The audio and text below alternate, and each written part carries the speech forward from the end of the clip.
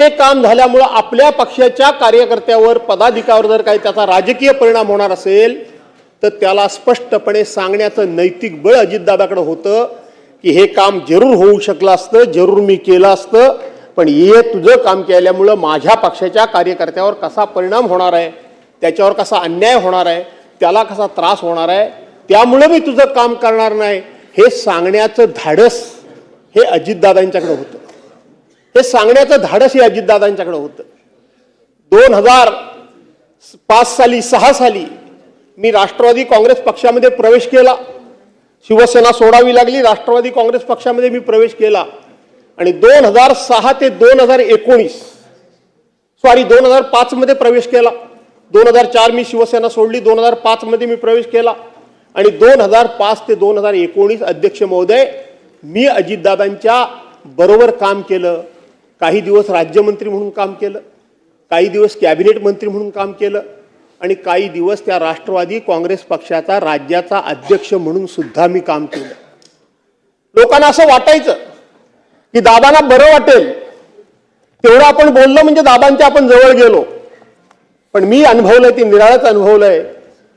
बरं वाटेल हे बोलणारे बरेच लोक असतात, पण खरं बोलण्याचं धाडस हे दाखवलं जर आपण तर त्याचं सुद्धा तोंडावर नाही, बोलण्यातून नाही, पण अजितदादांच्याकडे ते सुद्धा एक कौशल्य होतं, ते सुद्धा एक उदार भाव होता की हा खरं बोललाय. भले ते माझ्या विरोधात आहे, तो खरं बोललाय तर ते खरं स्वीकारण्याचं सुद्धा दायित्व आणि तो मनाचा मोठेपणा माननीय अजितदादांच्याकडे मी स्वतःहून अनुभवलाय, मी स्वतःहून पाहिलाय. माझ्यापेक्षा ते वयानं 2 वर्षांनी लहान होते, 2 वर्षांनी लहान, मी त्यांच्यापेक्षा 2 वर्षांना मोठा आहे, 2-2.25 वर्षांना मी मोठा आहे वयानं. पण अध्यक्ष झाल्यानंतर अध्यक्षाचा मान सन्मान कसा राखावा, मी कोणतरी एका मोठ्या घराण्यातला नेता आहे, मी राज्याचा उपमुख्यमंत्री आहे, मी मंत्री आहे आणि हा अध्यक्ष आम्ही केला म्हणून झाला, हा भावनी ही वागणूक त्यांच्या स्वभावात नव्हती. अध्यक्ष म्हणून त्याचा योग्य तो मान सन्मान राखणं हे सुद्धा त्यांच्याकडे एक संस्कार होते, संस्कार होते. एक सुसंस्कृत नेता म्हणून तोंडानं वाटताना असं वाटत असेल की फटकन बोलायचा. मी तर त्यांना आमच्या कोकणातला फणसाची उपमा द्यायचो, त्यांना तर खरं फणस खूपच आवडायचं कोकणात गेल्यानंतर. वरून माणूस हा काटेरी जरी वाटला तरी आतून अत्यंत रसाळ होता, मधाळ होता, गोड होता. अशा प्रकारचे हे दादा होते.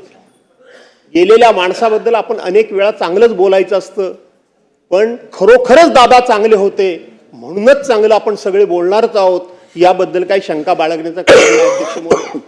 अध्यक्ष महोदय, परवांच्या दिवशी दादा गेले. सकाळी खरं सांगायला गेलं तर ज्या वेळेला मी दिवसभर कधीही टीव्ही लावत नाही, काही दुनिया इकडची तिकडे झाली तरी मी टीव्ही लावत नाही. मी संध्याकाळीच फक्त 1 तासभर बातम्या ऐकतो आणि विषय सोडून टाकतो. सकाळी मात्र जेवढी वर्तमानपत्र वाचता येतील तेवढी मात्र वाचून काढायची. पण हल्ली वर्तमानपत्र सुद्धा 8 वाजल्याशिवाय येत नाहीत, त्यामुळे ती सुद्धा वाचणं हल्ली कमी झालंय. पण माझा मुलगा विक्रांत धावत आला, त्यांनी बघितलं, पप्पा टीव्ही लावा. बोलो काय झालं?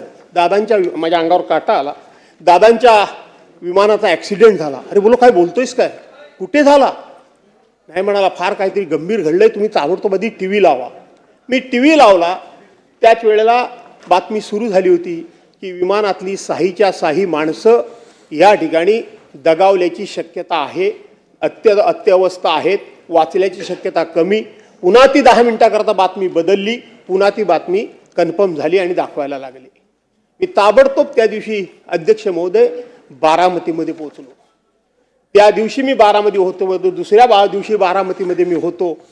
संपूर्ण कुटुंबीय, पवार कुटुंबियांना या ठिकाणी मी त्यावेळेला भेटलो.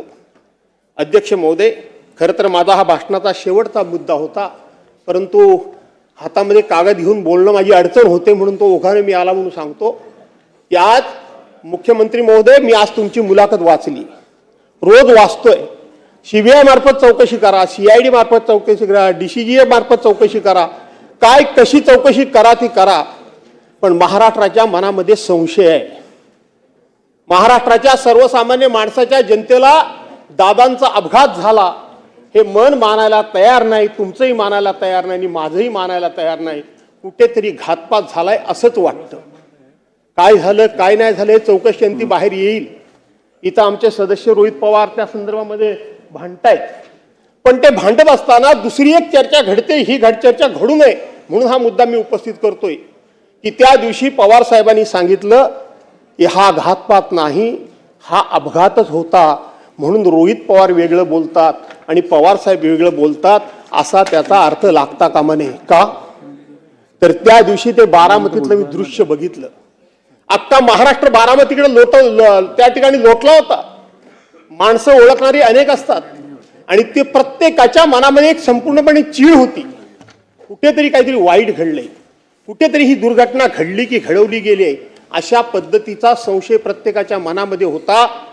पवार साहेबांसारखा एक अनुभवी माणूस की कोणत्या वेळेला कोणतं स्टेटमेंट करायचं हे त्यांना माहीत होतं. तो स्टेटमेंट करतानाची पवार साहेबांची तुम्ही ती छबी समोर आणा. पवार साहेबांनी हातामध्ये कागद घेतला होता, मान खाली होती आणि एकच वाक्य फक्त ते बोलले की हा घातपात नाही, हा अपघात आहे. का बोलले? कशा करता बोलले? एक जर बारामतीमध्ये दादा जर ठिणगी पडली असती, एक ठिणगी पडली असती तर अख्खा महाराष्ट्र त्या ठिणगीनं होरपळून निघाला असता, होरपळून निघाला असता. पुऱ्या महाराष्ट्रामध्ये हे लोण पोचलं असतं आणि सरकारने कितीही ताकद लावली आणि कुणीही लावली तरी त्याला कंट्रोल करणं हे कोणालाही शक्य झालं नसतं. म्हणून त्यावेळचं पवार साहेबांचं स्टेटमेंट माझ्यासारख्या कार्यकर्त्याला अत्यंत समयोचित वाटतं. मी त्याच्यावर कधी भाष्य केलं नाही, पण आज हे भाष्य करणं मला उचित वाटतं. आणि म्हणून रोहित पवार आणि शरद पवार साहेब मांडतात ही भूमिका विसंगत नाही, तर त्याच्या वेळची परिस्थिती आपण नजरेसमोर आणली पाहिजे. आणि म्हणून दादांचा घात झाला की अपघात झाला हे मुख्यमंत्री महोदय शोधून काढा. यापेक्षा मी या विषयावर काही जास्त भाष्य करू इच्छित नाही. अध्यक्ष महोदय, दादा म्हणजे एक संपूर्ण महाराष्ट्राचा आधारवड होता. प्रत्येकाला दादा म्हणजे एक आधार वाटत होता. तो पक्ष कुठला आहे, ती जात कुठली आहे, तो धर्म कुठला आहे, तो पंथ कुठला आहे, त्यांच्या बाजूचा आहे की त्यांच्या विरोधात आहे, त्यांच्यावर आरोप केला की त्यांच्यावर टीका केली, त्यांना दोष दिला की काय केलं, याचा विचार न करता काम जर करून घ्यायचं असेल तर दादांच्या दालनात जावं अशा पद्धतीचा विचार आणि सर्वसामान्य माणसाला, गरजू माणसाला आधार वाटणारा आधारवड म्हणजे अजितदादा होता. आज हा महाराष्ट्राचा आधारवड कोसळून पडला.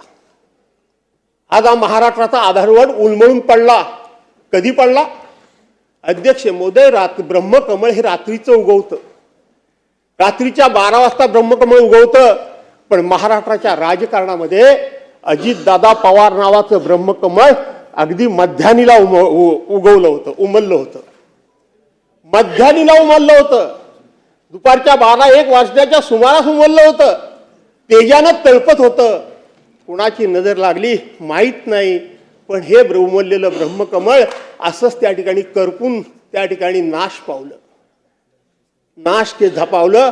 हे केवळ पवार कुटुंबियांचं नुकसान झालं नाही, त्यांच्या पक्षाचं नुकसान झालं नाही, तर समस्त माझ्या महाराष्ट्राचं नुकसान झालं, समस्त माझ्या महाराष्ट्राचं नुकसान झालं.